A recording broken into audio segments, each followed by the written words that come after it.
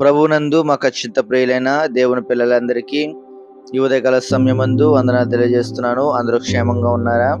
మీ అందరూ క్షేమంగా ఉండాలని ప్రతినిత్యం మీ కొరకు ప్రార్థిస్తున్నాం. మా పరిచయ కొరకు ప్రార్థిస్తున్న మీ అందరికీ మా తరపు కృతజ్ఞతలు తెలియజేస్తున్నాను. ఈరోజు దేవుని వాగ్దానం చూసుకుందామండి. కీర్తన గ్రంథము 30:7 యెహోవా దయ కలిగి నీవే నా పర్వతమును స్థిరపరిచితివి, నీ ముఖమును నీవు దాచుకున్నప్పుడు నేను కలత చెందితిని. మన జీవితంలో అంతా బాగున్నప్పుడు, ఉద్యోగం, వ్యాపారం, ఆరోగ్యం అన్నీ సజావుగా సాగుతున్నప్పుడు మనం ఏమనుకుంటాం? అబ్బా, నేను లైఫ్లో సెటిల్ అయిపోయాను, నన్ను ఎవరూ కదిలించలేరు అని అనుకుంటూ ఉంటాం కదా. సరిగా దావీదు మహారాజు కూడా ఒకప్పుడు అలాగే అనుకున్నాడు.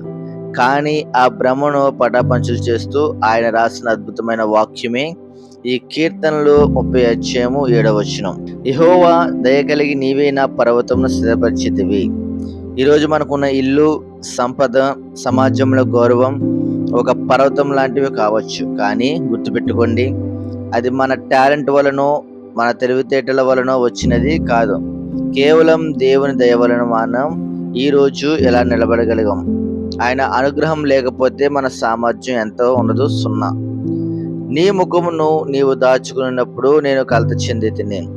మరి దావీదు సామాన్యుడు కాదు, ఒక దేశానికి రాజు. ఆయన చుట్టూ వందల మంది సైనికులు ఉన్నారు, కోటలు ఉన్నాయి.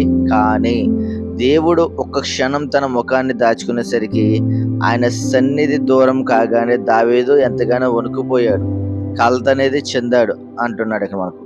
లోకంలో అన్నీ ఉన్నా దేవుని శాంతి ఆయన తోడు లేకపోతే మనిషి మనశ్శాంతిగా ఉండడు, మనశ్శాంతి అనేది కోల్పోతాడు అనడానికి ఇదే గొప్ప నిదర్శనం. మనం చాలాసార్లు చిన్న కష్టం రాగానే కృంగిపోతాం, అంతా బాగున్నప్పుడు దేవుణ్ణి మనం మర్చిపోతాం. కానీ ఈ వచనం మనకు నేర్పే గొప్ప పాయింట్ ఏంటంటే, మనం బాగున్నప్పుడు గర్వపడకూడదు, కష్టాల్లో ఉన్నప్పుడు దేవునికి మనం దూరం కాకూడదు. అంతే కదండి. చాలా మంది అన్నీ వచ్చాక, అన్నీ సంపాదించుకున్నాక దేవుణ్ణే మర్చిపోతారు. కానీ మనకు అన్నీ ఉన్నప్పుడు మనం దేవుణ్ణి మర్చిపోకూడదు, ఏమీ లేనప్పుడు దేవుణ్ణి మనం విడిచిపెట్టకూడదు.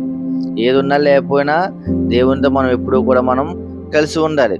ఒక చిన్న పిల్లాడు తండ్రి భుజాల మీద కూర్చుని పైన వస్తువులను అందుకుంటున్నాడు.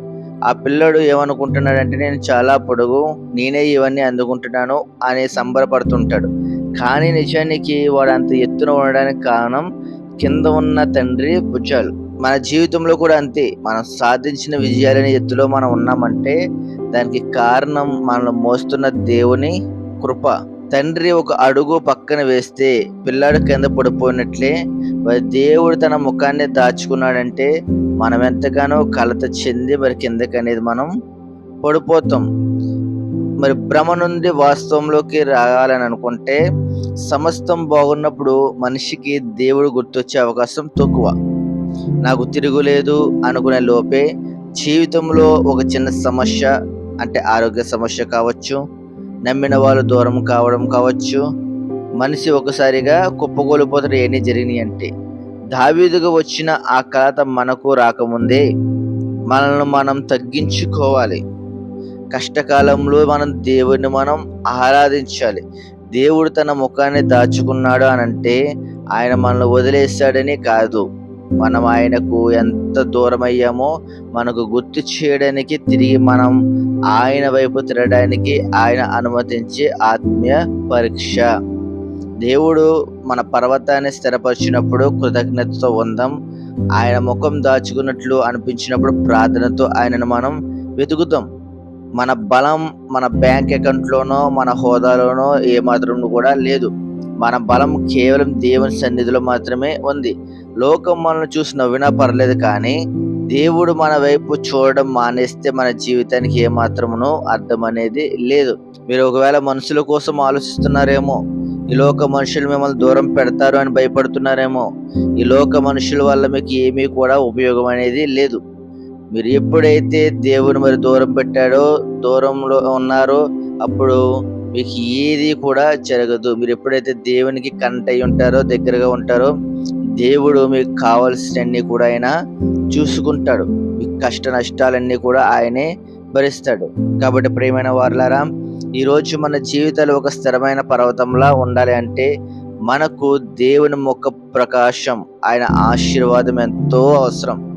మన ఉద్యోగాల మీదో బ్యాంక్ బ్యాలెన్స్ మీదో కాకుండా మనల్ని నిలబెట్టే దేవుని మీద ఆధారపడడం, ఆయన సన్నిధి ఎప్పుడు విడిచిపెట్టకుండా ఉండండి. దేవుని మాటలు దీవించును గాక. ఆమేన్. ప్రార్థన.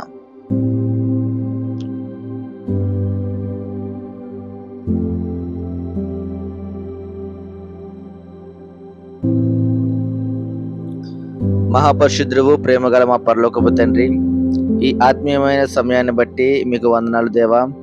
ఈరోజు మీరు మాతో మాట్లాడిన విధానాన్ని బట్టి నేను స్తుతిస్తున్నాం తండ్రి. నాయన ప్రభువా, మా జీవితంలో మాకున్న ఉద్యోగం, ఇల్లు, కుటుంబం, ఆరోగ్యం అనే పర్వతాలను కేవలం నీ కృప చేతనే నీవు స్థిరపరిచావని మేము పూర్తిగా ఒప్పుకుంటున్నామయ్యా.